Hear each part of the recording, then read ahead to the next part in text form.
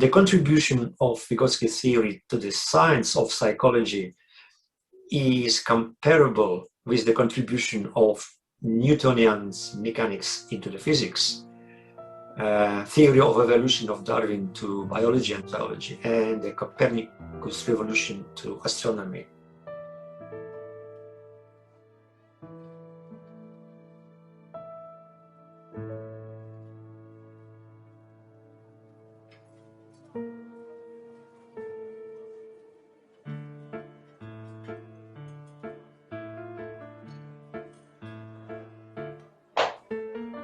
Here we are again, and it's very good to see you, Nikolai. Thank you. Nikolai Veresov, coming from Australia, Vygotskian psychologist. Is that a good explanation? Is there a better term? Yeah, I think this is the best one. Okay, great. Yeah, Vygotsky student. Vygotsky not literally, because, but I'm still learning from him. Yeah, Vygotsky student, Vygotskian scholar, translator, maybe popularizer. Well, it's good to see you. And often when I have a block that I reach in my own understanding, which is constantly, you're one of the people I turn to, and you're so generous with your time, and I appreciate that. And today I'm not sure if it was so much of a block in my understanding as much as a curiosity.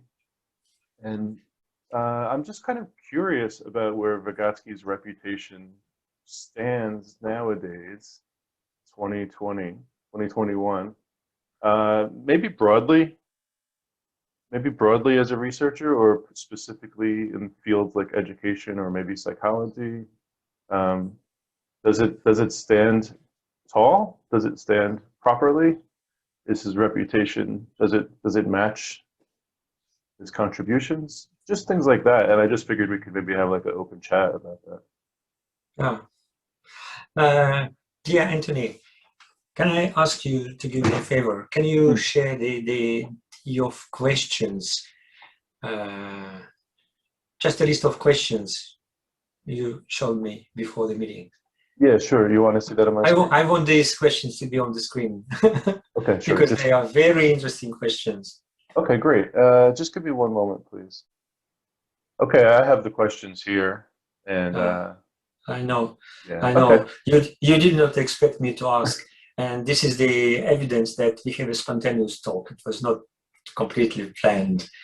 I love these questions. They are very good questions, and they are provocative questions. And then I hope that people who listen and watch these videos will be intrigued somehow with these questions. And what I want to share with you is, just being honest with you, I prepared a sort of PowerPoint presentation about Nice. this, and which probably answers these questions, not directly, somehow indirectly, but at least I hope that my presentation will be not less interesting than your questions. Now it's my turn to share the screen, and I have to ask you the permission to share the screen, because host disabled participants to screen sharing. Okay. Yeah, well, your first question is about reputation, but as we are from different cultural backgrounds, I have a Russian cultural background, and for us the word reputation is has a kind of connotations like to be good or to be bad, something like that. It's more personal reputation as a this is the Russian meaning. So that's why I would like to change a little bit, not to speak about reputation of Vygotsky as a personality, but what is the status, what is the position, what is the role, what is the place of Vygotsky's theory in contemporary psychology, and specifically in relation to the mainstream psychology. And the first question might be very interesting. And the first answer is clear.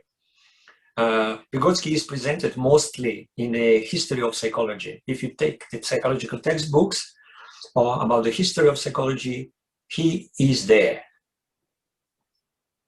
Because this is the fact. The theory was created almost 100 years ago. And once it was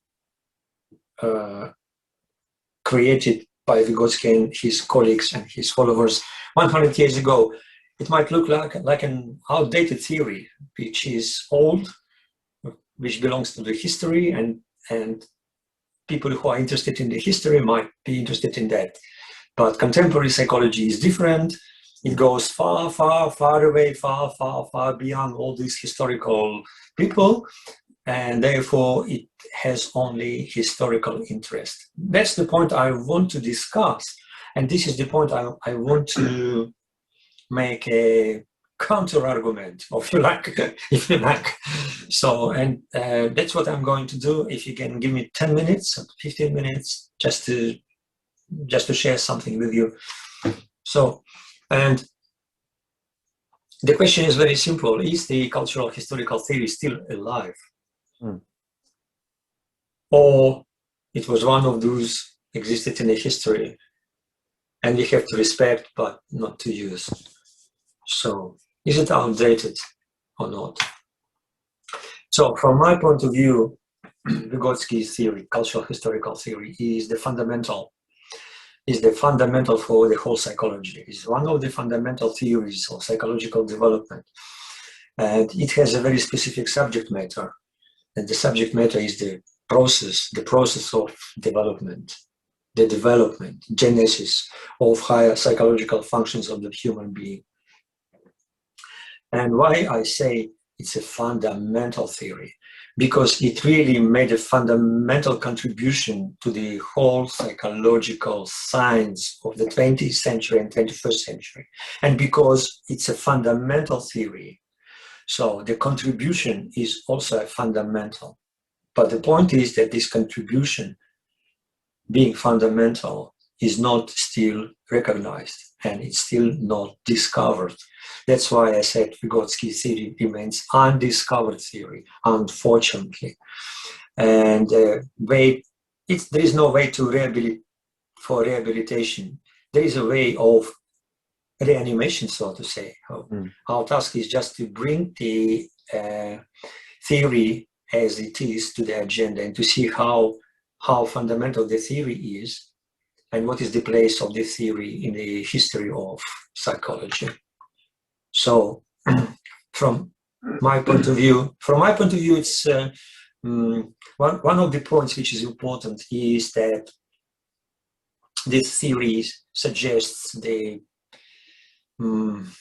deepest level, which is the same as the highest level of analysis of the process of development through culture and history.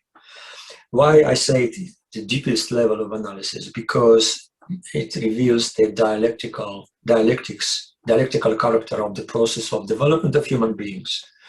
And the theory is somewhere between the dialectics as a method of analysis, philosophical methods, and practical application.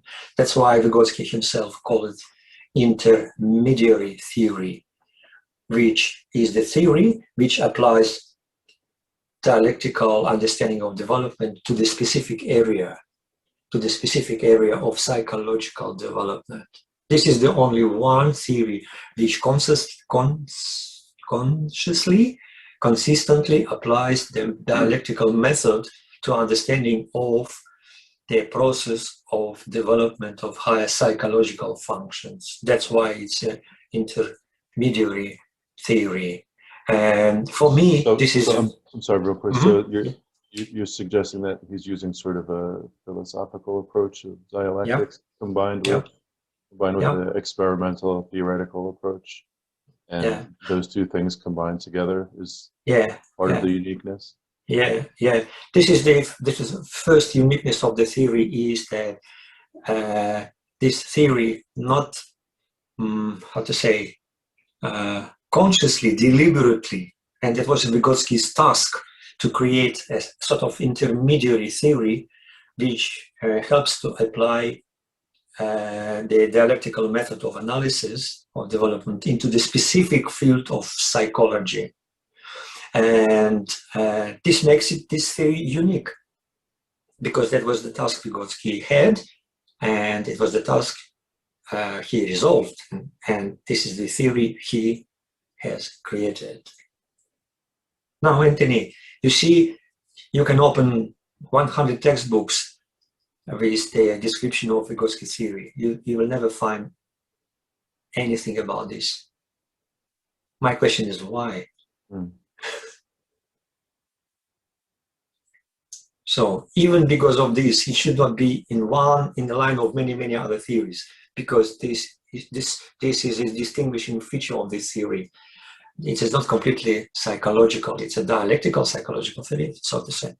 Okay. Is it people see that title Das Kapital and want to just sort of block it out? Yeah. So is that part of why? Yes, you are right. I've been looking at some work from Holbrich Mann lately, some of his talks and papers, and he's all over this too. He's very much saying the same thing. Yeah. The same way as Marx applied dialectical method to the analysis of the society and the economy. Vygotsky did the same. He applied the dialectical method to build the theory of psychological development. We can compare his contribution to psychology with the contribution of Marx to political economy, for example. Okay, so and that right or wrong, that's going to turn some people on, turn some people off, but that's not really the point here at all. Yeah.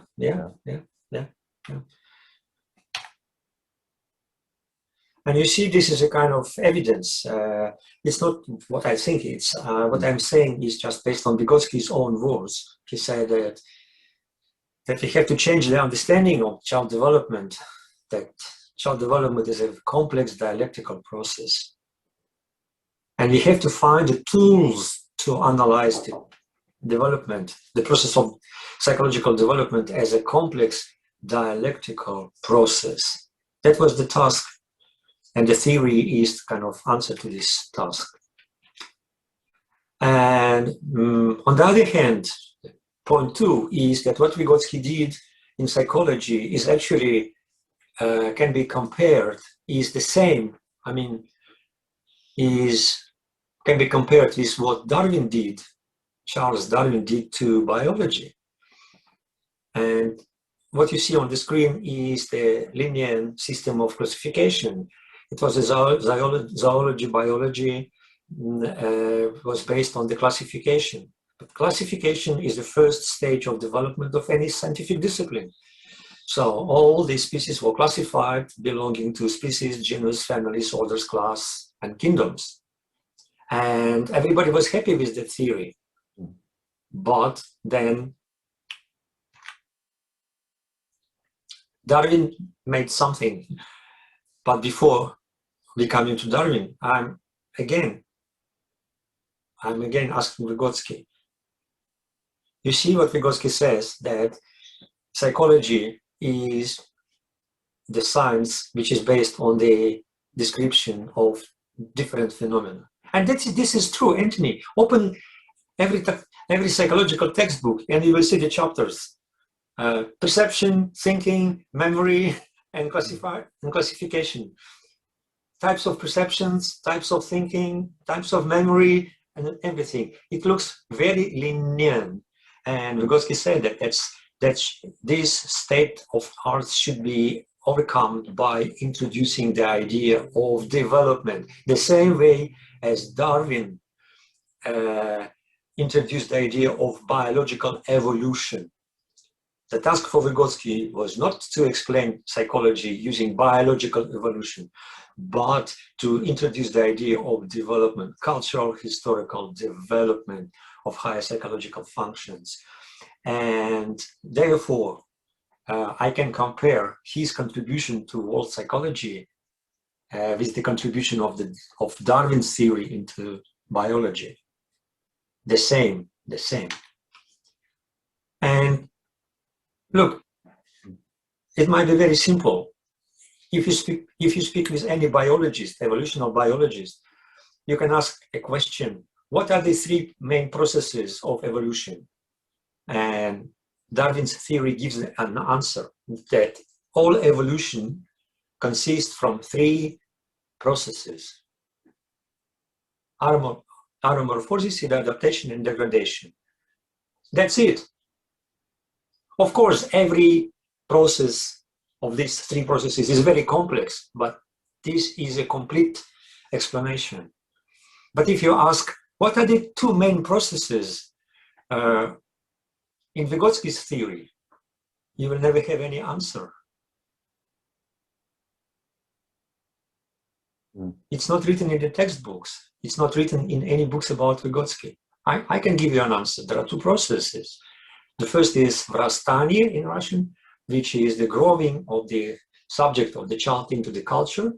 And the second is vrashivание, which is growing in of higher psychological functions from outside inwards. These are two main processes which explain the process of cultural development from psychological point of view. You can compare list on the left and list on the right. But again, you can ask several Vygotskians this question and you will have different answers. Such as? People might say zone of proximal development, or learning and development, or something like that. But I'm still wondering why Vygotskians do not discuss these two main things. Okay? No, I'm not going to criticize anyone. I'm just making a statement that you cannot call yourself you cannot call yourself a Darwinian or biological or evolutionary biologist if you have no idea about three processes of evolution. Impossible. But you can call yourself Vygotskian scholar having no idea about these two main processes which consist the problem of the process of cultural development consists from. This is what I'm saying. Very interesting, right? So, and the last point I want to share is that when we speak about development, psychological development, this means that there are laws of development. If you want to build a theory of development, you have to discover the laws of development. And this is again what Vygotsky says. The laws that govern their course and fate. All these constitutes the subject matter of these investigations.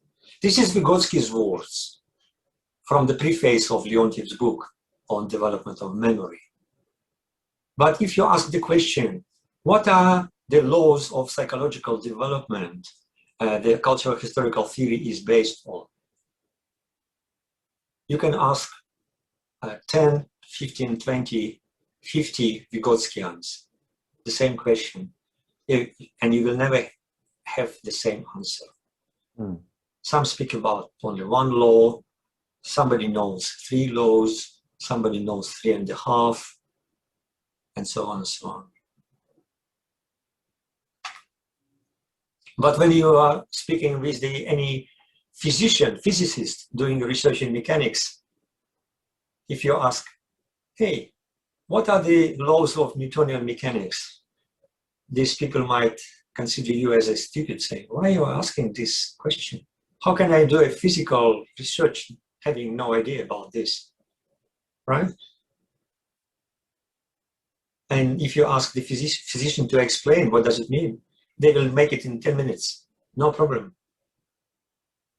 But when you ask, what are the laws of psychological development Vygotsky discovered in the cultural historical theory? You have different answers.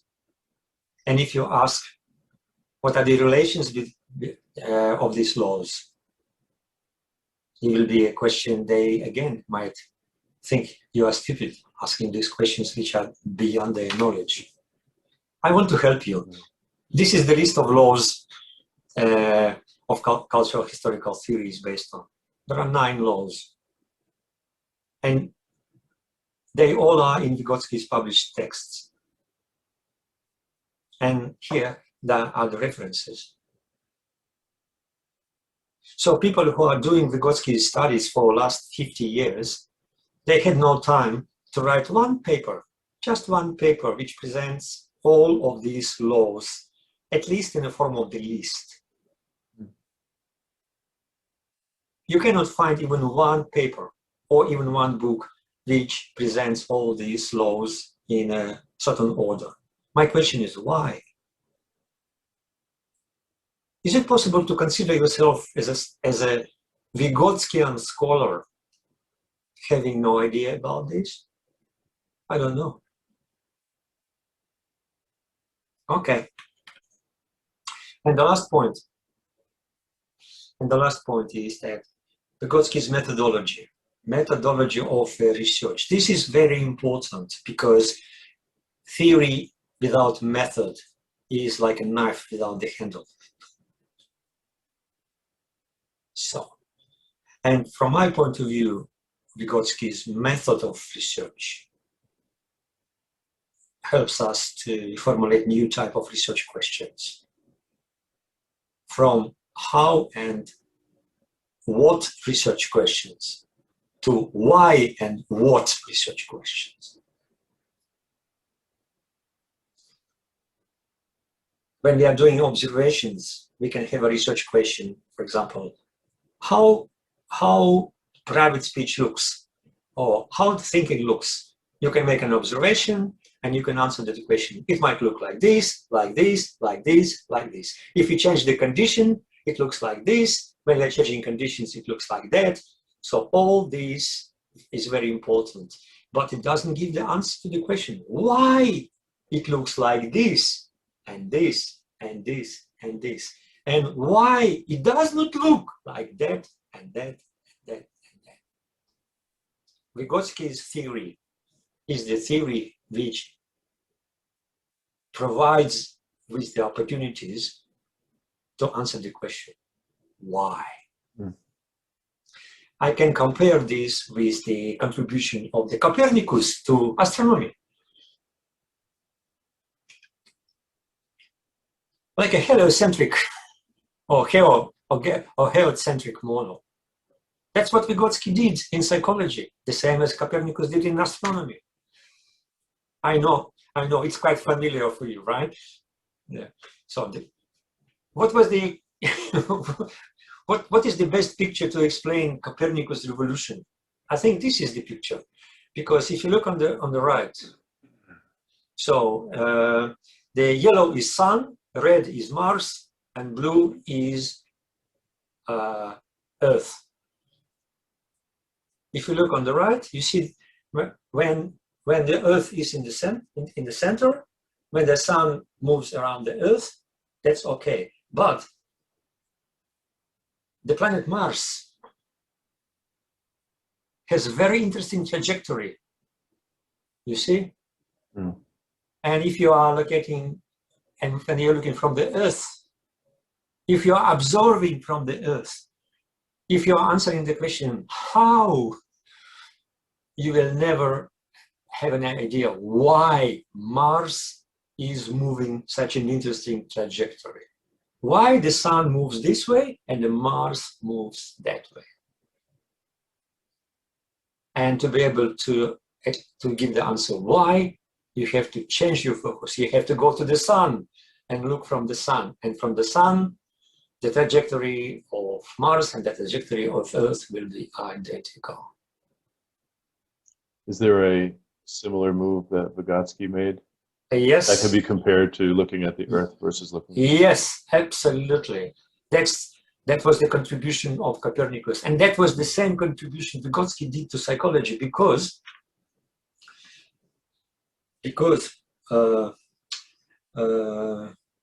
Vygotsky's method is the method which helps us to understand why this happens what we can observe. What is the reason of this happens? We are not only doing observations and patterns, we are trying to explain why this phenomenon exists this way and why not that way. So this is the picture which gives an answer. So you see on the left, the sunrise, sunset. We can make an observation of sunrises, okay? We can see the regularity, we can see the patterns of sun rising. And that's what people do. And this is what the empirical science does. The same way we can make lots of observation of sunsets, right? You can collect the data of different sunsets, you can make a patterns, and you can find the similarities between the different sunsets. But for you, in general, these two processes will be mutually opposite, because sunrise and sunset are opposite things. Mm-hmm. But if you change the way to Copernicus, you will understand that sunrise and the sunset is the same process. Mm-hmm. They are not two opposite processes, they are the same. So Vygotsky's method of research helps me as a researcher to find in things I observe, if they look differently, it might give me the answer. They look differently, but they are the same thing. Mm-hmm. And on the other hand, this research method helps me to understand if these things I observe are different, they might be the same things. Or if they look the same, they might be different by their origins, by their genesis. So you see, I compared this Darwin, Newton, and Copernicus. I think it's enough. And the last, does it need a rehabilitation? Yes, yes, yes. We need to speak about this when we speak to the mainstream psychologists. Unfortunately, Vygotskian scholars had no time and had no interest to present to the mainstream psychology Vygotsky in the full sense. And therefore, well, this is the task, I think. We first have to discover the complete Vygotsky, and then we have to present this to the community. Oh, it took a little bit more. I wanted just 15 minutes, but thank you for not interrupting me. You are fantastic as always. Okay, thank you very much for that. Welcome. Extremely interesting. Maybe my bottom line question at this point is Vygotsky's legacy or status, is it recoverable? Is you suggest it's in need of some rehabilitation? Is that doable? Is that possible? Is there a way forward with that? Or is this just Nikolai in his particular point of view? Okay, you can consider this as Nikolai's particular point of view.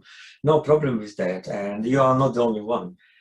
Some colleagues of mine are telling me all the time that, Nikolai, this is your particular point of view. It might be, okay, no problem. But again, I'm coming back to my presentation.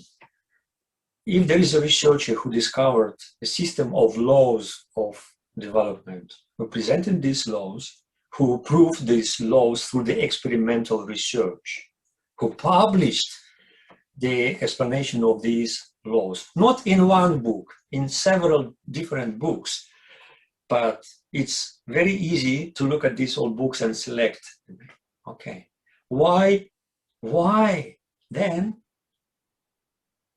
people who attribute themselves as Vygotskians, why they don't feel comfortable when I start talking with them about these laws? And the more I talk with them, the more I understand that they have no idea about this. Is this normal situation or not? And there is a researcher who discovered several laws, presented, published, but the followers of whom don't care about that. I don't think it's a normal situation. I don't think so. It's like students of Darwin forgot about theory of evolution and only use some components. The biology would look differently. The same was happened to Vygotsky. Darwin was lucky, Vygotsky was not. So that's might be my own private interpretations, but these laws, for example, they are published in Vygotsky's original texts. It's not the laws from Nikolai, it's from him. But there is no even one single paper which explains all of these laws. Is it simply that 9 laws are too many?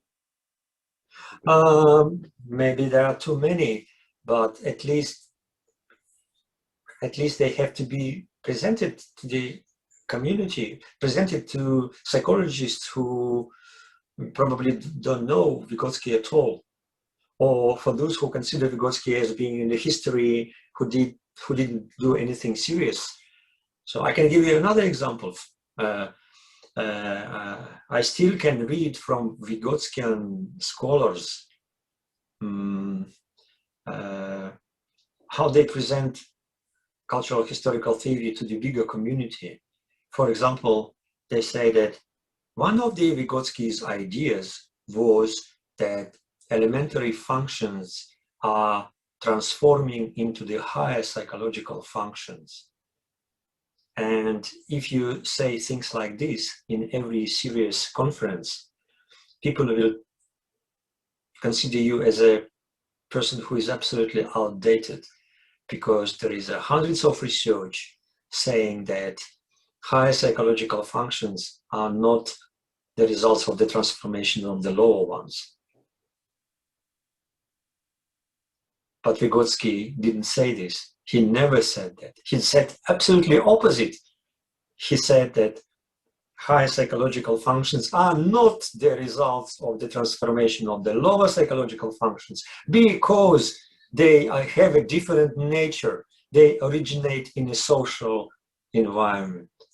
But if they originate in a social environment, they cannot be the results of the transformation of the lower functions, because lower functions are biologically driven. So that's not common knowledge to most people. You see, this is a historical issue and a terminological issue and interpretations. Or I can give you one more example. I heard one of the famous Vygotskian scholars told to the audience, and the message was, there is no canonic reading of Vygotsky. There is no canonic reading of Vygotsky, which actually means, hey guys, you can read Vygotsky the way you want. Hey guys, you can read Vygotsky the way you like. Can you imagine somebody telling, there is no canonic reading of Darwin, there is no canonic reading of Newton? Come on.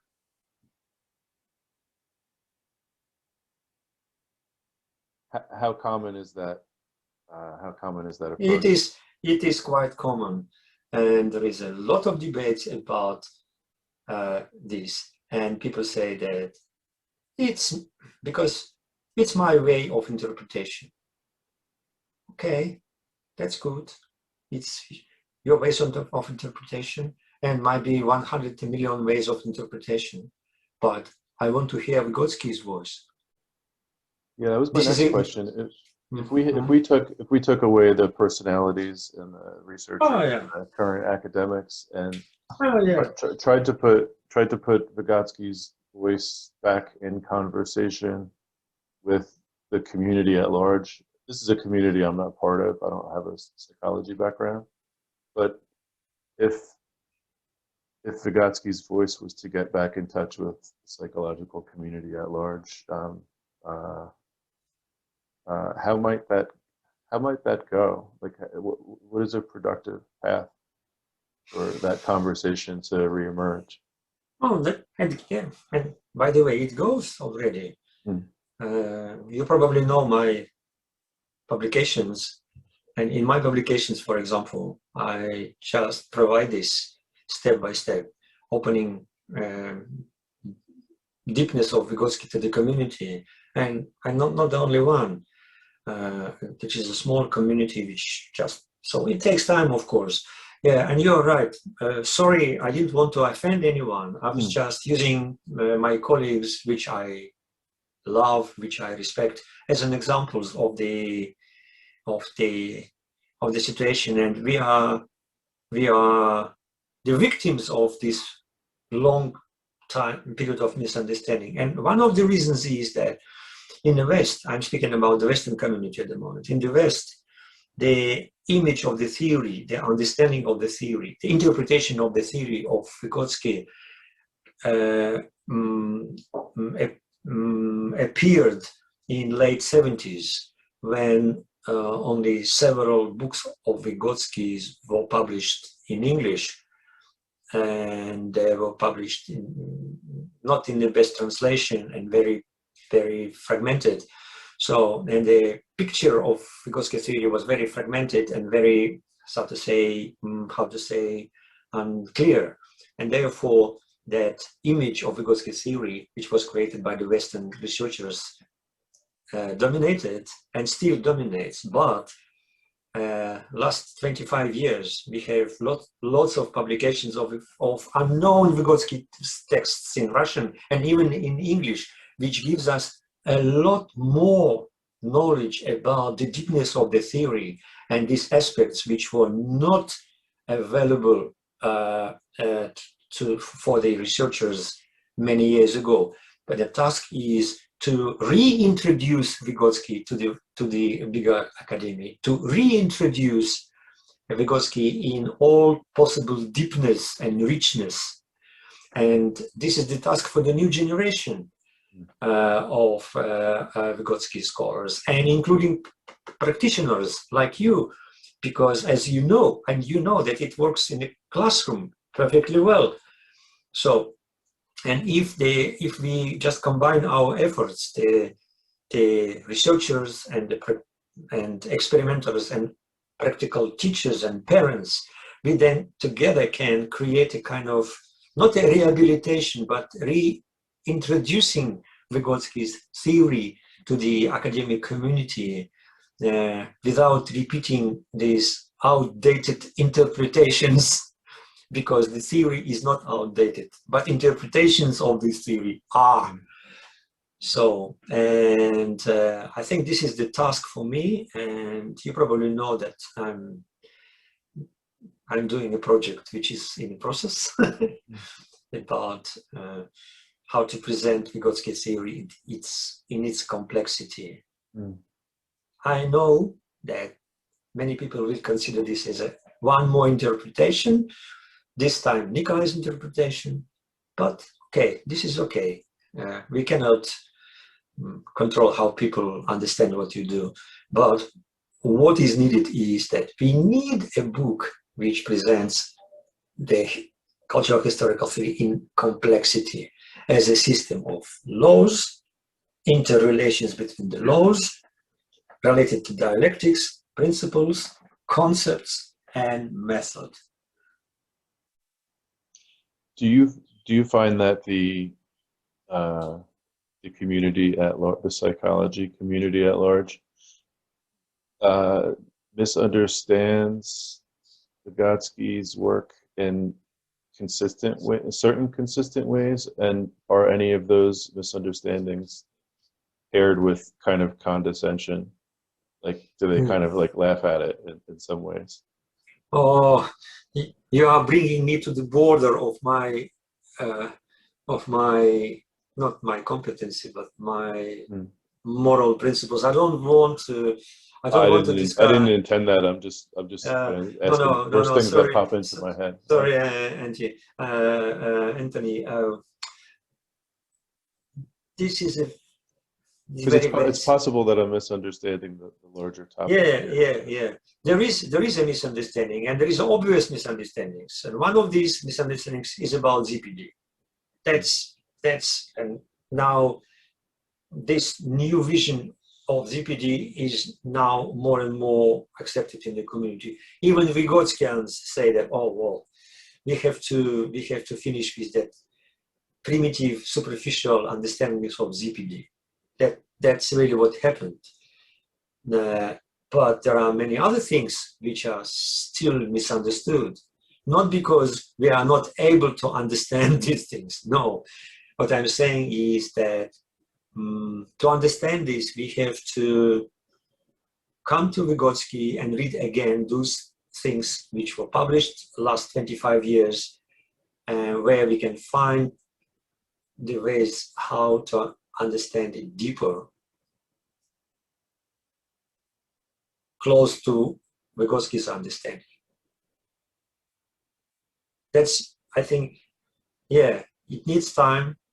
It requires to go and read carefully, which is not the habit of contemporary academia to read. People have to write a lot. They have no time to read, but I think this is the only way. And And look, as I said, this contribution, we need somebody to come to the academia, to come to practical teachers and to make presentations like this, like what I did, comparing Vygotsky with the other giants of science. Look, I didn't touch any psychological problem. I was just comparing these things which are familiar to everyone, like Darwin, like Copernicus, like Newton. So I did it on a very primitive level, as you see, so without getting into the deepness. So, but we need to get into the deepness, of course.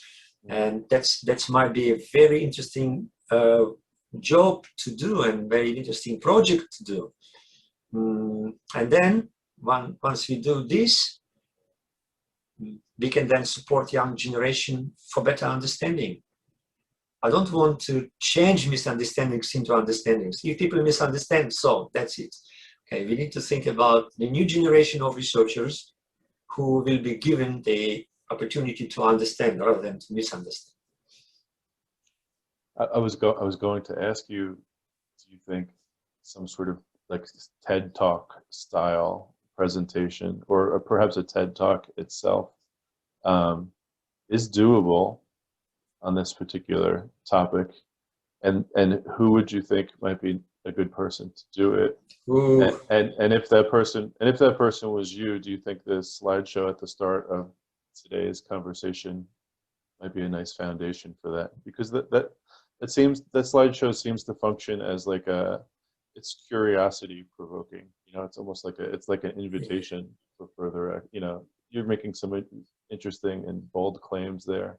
It's certainly an introduction. I mean, an invitation to look deeper.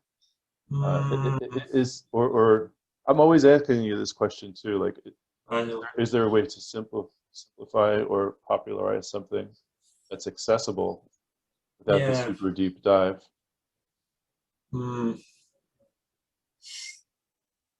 It's one way to do this for general public, right? This is a specific genre, specific format.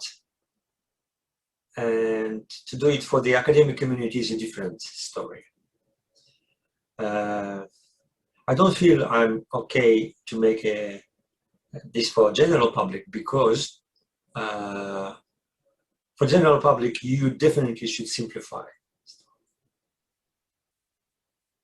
Yeah, because general public is a general public. But for popularization, it's very good just to create curiosity. That might be good. And if you're okay with this, we can do it together, for example.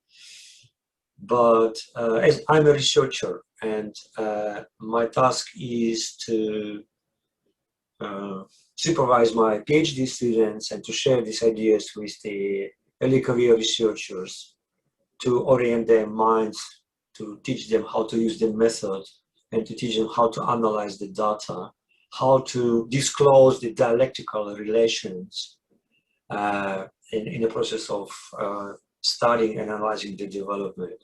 So this is a completely research task, and it requires deepness, the deepness.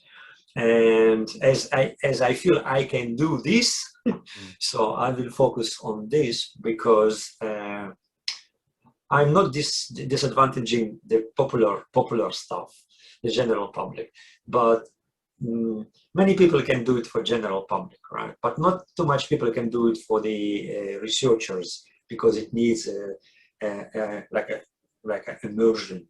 So that's why my focus is and will be for some time for the for the, how to say, investing my knowledge and understanding to the new generation of the researchers. But if there is any invitation from the general public platform, like TED, or to make a presentation, something like this, what I did for you, I will be more than happy.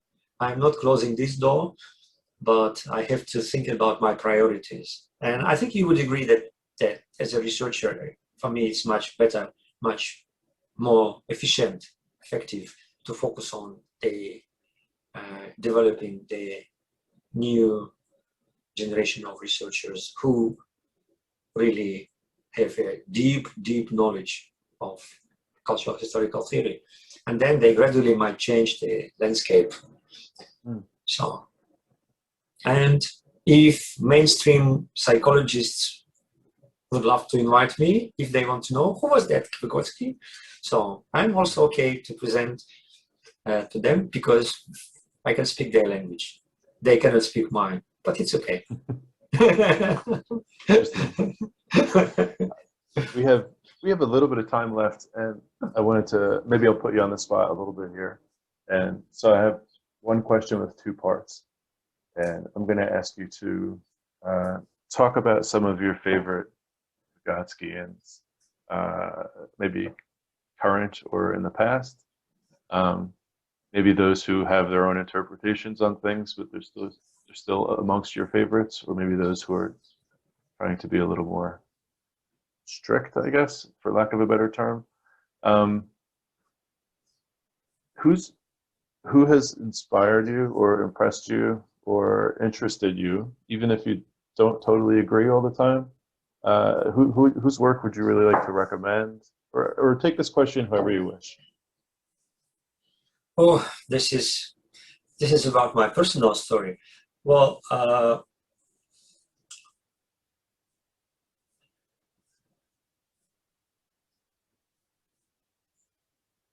we have an existing picture which dominates. Then the picture is like there were three generations of cultural historical activity theory. The first generation was Vygotsky, the second was Leontiev, and the third one is Michael Cole.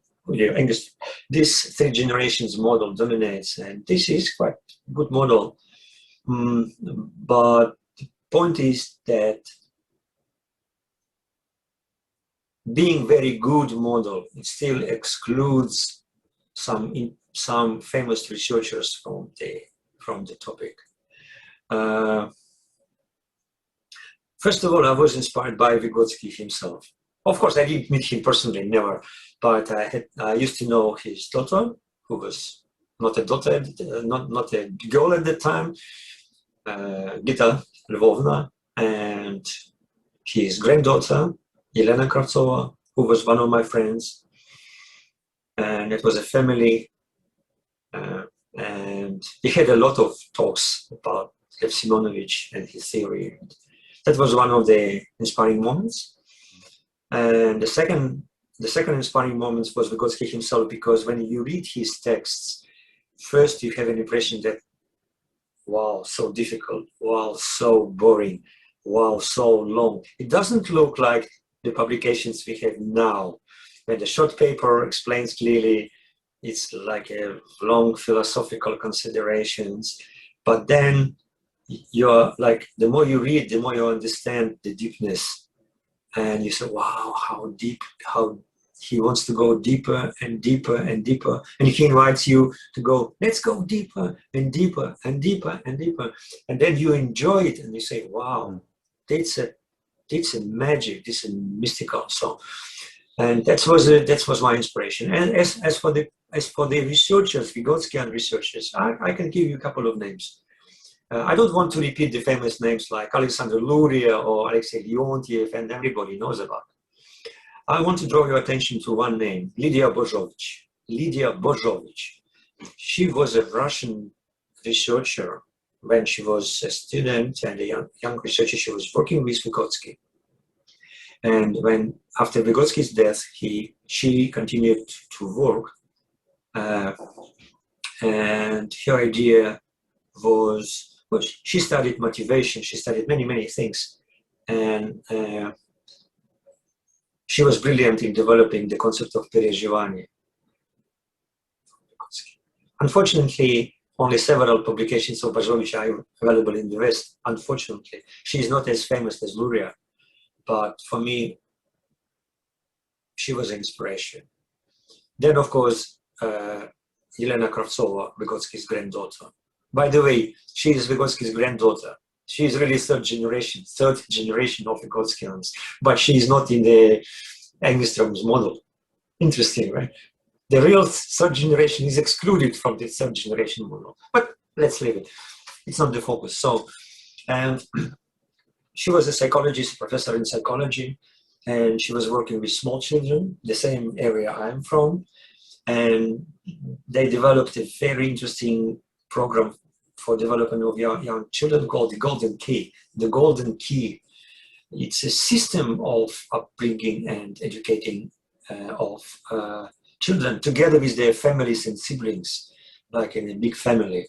So, and of course, we were always in disagreement. She was critical to me, I was critical to her, and but what she did was fantastic. And sad that she passed away last year. Well, this might be the answer to the question. And of course, indirectly, the work of one of my teachers, Vasily Davydov, I did my first PhD with the professor from his laboratory. And my first PhD was completely activity theory. So, and the only answer was when I tried to clarify what is the difference between Vygotsky's and activity theory, the answer was, Nikolai, please don't ask this. Vygotsky is such a Mont Blanc, such a mountain, such a great ocean. But you cannot swim now. You cannot swim enough to be able to swim in this ocean. So please keep activity theory. Don't touch Vygotsky. And then when I did my first PhD, I decided to start looking at this mountain and climbing to this mountain. I'm still climbing. So this is the answer. I know you might be disappointed with this answer, but I'm not disappointed at all. I do have this question. Is there anyone whose work, when it gets published, like if you get like an academia edu notification, or you see somebody's name with a new citation, do you get excited when you see that notification? There is one researcher. There is one researcher, high level, top, named Manolis Dafermos from Greece, from University of Crete. Absolutely fantastic. His knowledge of dialectic is incredible. He knows dialectics from ancient Greek dialectics up to the Hegel's and Marx level of dialectics. And therefore his work with Vygotsky is amazing, because having the dialectical glasses, he can analyze Vygotsky's theoretical things in a very, very deep level. He recently published a book about rethinking Vygotsky's cultural historical theory. And I think that it's absolutely amazing book, which gives such a detailed and very, very deep picture of the development of Vygotsky's thinking from the very first articles published when Vygotsky was young up to the last. So it's that book is a masterpiece. So, and everything Manolis Dafermos publishes, I read with a great, great pleasure, because this is the highest quality. Yeah. It was I tried to read some of his work. It was a little too complex for me, but I'll revisit it. Yeah, but no, we cannot write simple about the complex things. That's not a criticism of anyone. Yeah, I understand. Maybe not even myself. Maybe myself. Is there? And then lastly, and you might not have an answer here. It's certainly possible. If somebody's a teacher of elementary, middle school, high school, even college. Mm-hmm. Is there any contemporary person you could think of who's working with Vygotsky who you would recommend for teaching? Mm, mm, mm.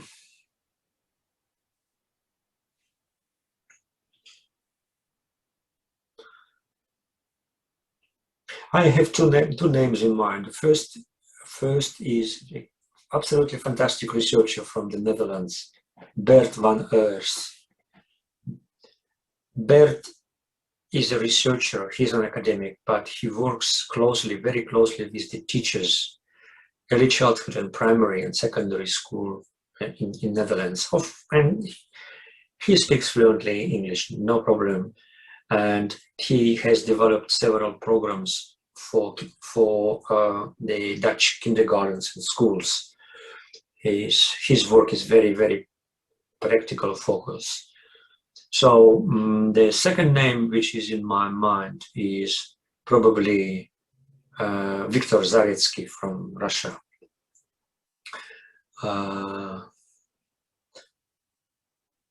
He's standing somewhere in the middle between Vygotsky's theory and activity theory, and he's working with teachers as well, and parents, and even psychotherapy a little bit. So using, interestingly, Vygotsky's methods of studying. Well, honestly, I was not ready for this question. I'm just clicking the buttons in my head. Let me amend the question slightly. Maybe, well, might be good to think about Marianne Hedegaard from Denmark. She's also working very closely with teachers. And there is a university, the whole university in Moscow, called Moscow Federal University for Education and Psychology. This is a university which follows the Vygotsky's tradition, and they have experimental schools, school number 91 in Moscow. They are applying the ideas of developmental education, developmental learning into the practical. So when you are in Moscow, I can give you a recommendation letter to come to this university, and you will see how they work. Yeah, interesting. And I'm so happy. I'm so happy that I'm cooperating with that university. I have a slightly different question, and then one follow-up. Might teachers be better off initially pursuing activity theory or chat before pursuing cultural historical theory? Like, is that a better fit? Or is it hard to say? You remember we had a discussion about the difference between cultural historical and chat. So I don't think we need to repeat this. So it's up to look, okay, I can give you a metaphor of the market. Okay, you go to the market and you want to buy something to eat. And somebody suggests banana, somebody suggests Russian brown bread, somebody suggests grapefruit or the melon. So it's up to you, you know. You can select things. So, and there are some things which are very attractive because they are very simple. For example, chart, cultural historical activity theory, is quite simple because it gives you a matrix, and you take this matrix and you apply this matrix to any sort of social organization or institution, being it a restaurant or a school or the industry, factory, whatever, and you can make research using this matrix.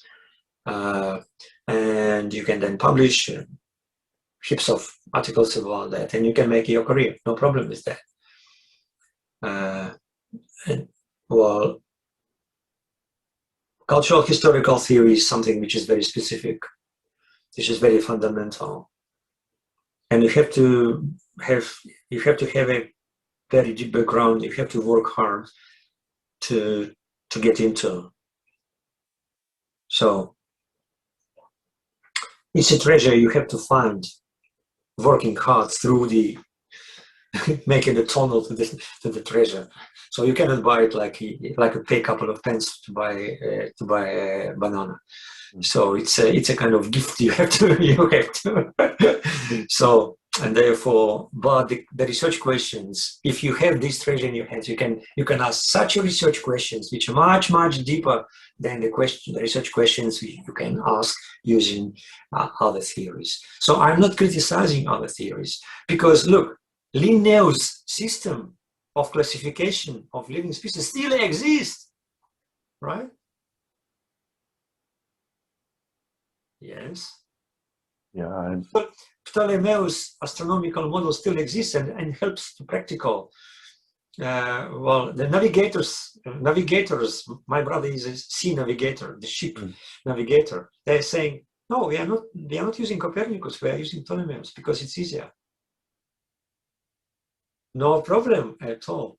But if you really want to understand why Mars trajectory looks like this, you have to go to the sun. You cannot go to the sun physically, but using this theoretical suggestion of Copernicus, you can explain things much deeper, and to find a real answer to the question why. If you're a researcher interested in the questions how, no problem. If you are a researcher interested in the question why, so you can buy a banana for how, and you can buy a treasure. Of course, you have to pay more for the treasure to answer, but you will have you can answer. You can find the answer to the question why, which costs more. Or maybe you could buy the seeds and then. You can buy seeds. Yes, yeah. For my final question, and then I have to get ready, pack my lunch for work today. Okay. Let's see. How would you summarize our discussion today, or at least the most important part in your view? How would you summarize that in maybe 2 minutes or less, if you could? Okay. Cultural historical theory is not one theories among other theories in a row in the history.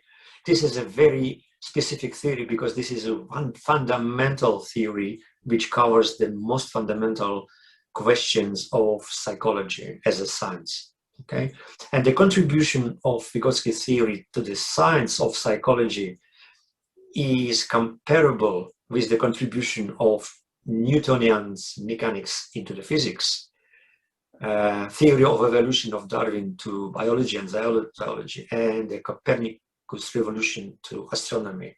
And the problem is that this contribution is not discovered because the way Vygotsky theory is presented to the community is not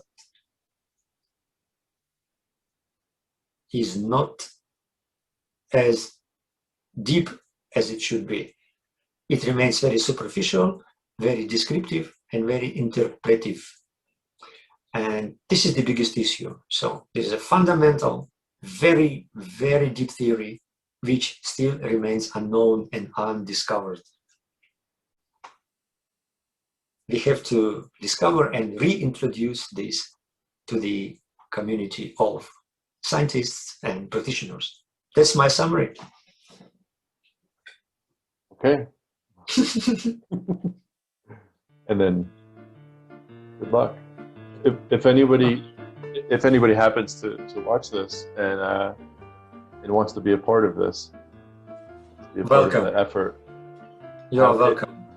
Are they welcome to contact you, or absolutely? Do you have any recommendations for them? Absolutely. I'm not living in a castle, so always open to anyone who wants to discuss and to suggest something. The same story will happen to you. Do you remember, Anthony? You just wrote me a letter saying, Nikolai, I'm interested to talk to you. Do you remember my response? I do. Yeah. So very open, very warm. Right? Start. And that's the way I do. So please don't feel stressed and contact me or Anthony. We're always ready to cooperate in any way. Great to see you. Okay. Cheers. Thank Cheers. you very much. Yeah. Thank you. Yeah, Thank you, this Anthony. is very, very interesting, and I learned a lot today. As always. Thank you very much, And we'll be in I touch. hope, I hope this is not our last meeting, right? I doubt it. I hope not too. Okay. Ciao, Nikolai. Thank you. Ciao. Bye. See you soon. До свидания. Thanks.